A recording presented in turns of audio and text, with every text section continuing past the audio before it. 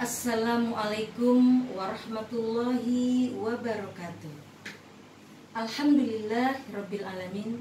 Wabihi nasta'inu ala umuri dunya waddin. Wassalatu wassalamu ala asrafil anbiya'i wal mursalin. Wa ala alihi wa ashabihi wa man tabi'ahum bi ihsani ila yaumiddin. Amma ba'd. Rabbi shrah li sadri wa yassir li amri wahlul 'uqdatam min lisani yafqahu qawli. Teman-teman Mutiara Al-A'la yang dirahmati Allah Subhanahu wa taala, alhamdulillah, puji syukur kehadirat Allah Subhanahu wa taala atas segala limpahan rahmat dan karunia-Nya sehingga kita dapat berjumpa lagi dalam syiar program Kultum Ramadan Mutiara Al-A'la. Selawat beserta salam selalu tercurahkan kepada junjungan kita Nabi besar Muhammad Sallallahu Alaihi Wasallam beserta keluarga dan para sahabatnya. Semoga kita sebagai umatnya senantiasa menjalankan sunnah-sunnah beliau dan mendapatkan syafaatnya di yaumil qiyamah nanti. Amin ya rabbal alamin. Teman-teman Mutiara Al-A'la dimanapun saja berada, yang dirahmati Allah Subhanahu wa ta'ala, manusia seringkali dilanda penyakit hati tanpa ia sadari. Penyakit hati ini dapat membuat hati manusia menjadi mati. Maka pada bulan puasa ini kita jadikan momentum untuk membersihkan diri kita dari penyakit hati. Teman-teman Mutiara Al-A'la yang dirahmati Allah Subhanahu wa ta'ala, apa itu penyakit hati? Penyakit hati adalah penyakit yang ada dalam hati manusia, yaitu sifat-sifat buruk yang dimiliki diri manusia. Penyakit hati ini diantaranya adalah riya, yaitu ketika dia berbuat kebaikan, dia ingin dipuji. Ketika dia tidak mendapat pujian, maka dia tidak ikhlas. Sifat sum'ah, yaitu dia menginginkan kelebihannya itu didengar oleh orang lain. Dia menginginkan orang lain mengetahui kelebihan-kelebihan yang ada pada dirinya. Sifat ujub, yaitu orang yang selalu bangga dengan kelebihan-kelebihannya dan tidak dimiliki orang lain. Sifat ikhtiar, dia ingin menginginkan tidak tersaingi oleh orang lain. Sikap tasyahul, sifat tasahul itu adalah sifat yang menganggap enteng orang lain.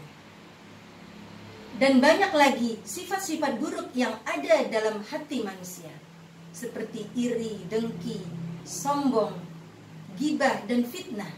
Dan itu dapat merugikan orang lain. Teman-teman Mutiara Al-A'la dimanapun saja berada, yang dirahmati Allah Subhanahu wa ta'ala,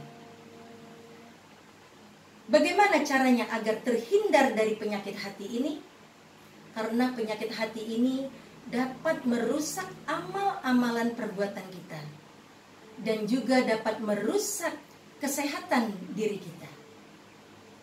Menurut Ibnu Qayyim, upaya untuk melakukan agar terhindar dari penyakit hati ini, yang pertama, menjaga kekuatan mentalnya dan dengan ilmu yang bermanfaat dan menjalankan ketaatan kepada Allah Subhanahu wa ta'ala.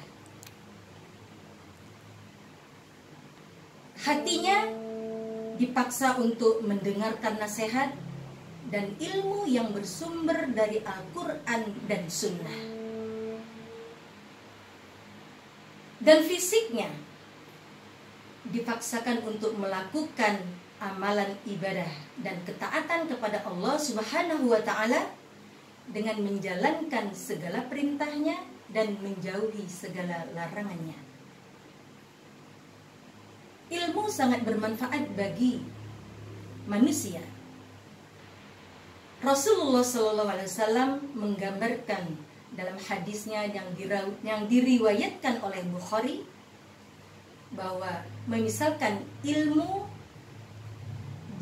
sebagaimana hujan dan hati manusia sebagaimana tanahnya.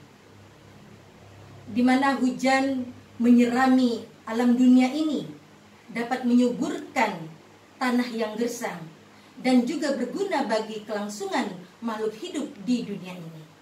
Begitu juga ilmu dapat menyirami hati manusia agar hatinya tidak gersang dan bisa menjauhkan dari sifat-sifat buruk pada diri manusia.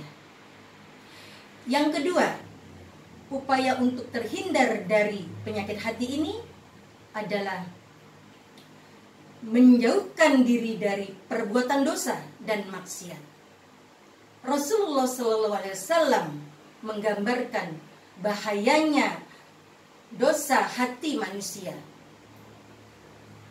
Sesungguhnya seorang hamba melakukan perbuatan dosa dan maksiat, maka akan dititikkan hatinya dengan satu titik hitam.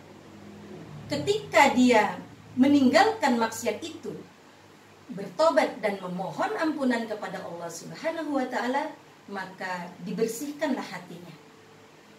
Namun jika dia melakukan maksiat itu lagi, maka ditambah titik hitam itu menutupi hatinya. Ketika hati manusia tertutup, maka sulit untuk mendapatkan nasihat, sulit juga untuk mendapatkan hidayah dari Allah, dan tidak takut dengan azabnya Allah. Na'udzubillah, summa na'udzubillah min dzalik. Dan yang ketiga, upaya untuk terhindar dari penyakit hati, yaitu harus mawas diri dan tidak lengah dengan amalan-amalan perbuatan kita. Dan selalu amalan-amalan perbuatan kita dilandasi dengan keikhlasan. Teman-teman Mutiara Al-A'la yang dirahmati Allah Subhanahu wa Ta'ala, demikianlah kita jadikan puasa ini untuk sebagai titik tolak kita untuk membersihkan hati kita, agar puasa kita diterima oleh Allah Subhanahu wa Ta'ala, dan jadikan diri kita menjadi pribadi yang ikhlas. Demikianlah hanya ini yang dapat saya sampaikan. Semoga bermanfaat bagi kita semua. Wabillahi taufiq wal hidayah. Wassalamualaikum warahmatullahi wabarakatuh.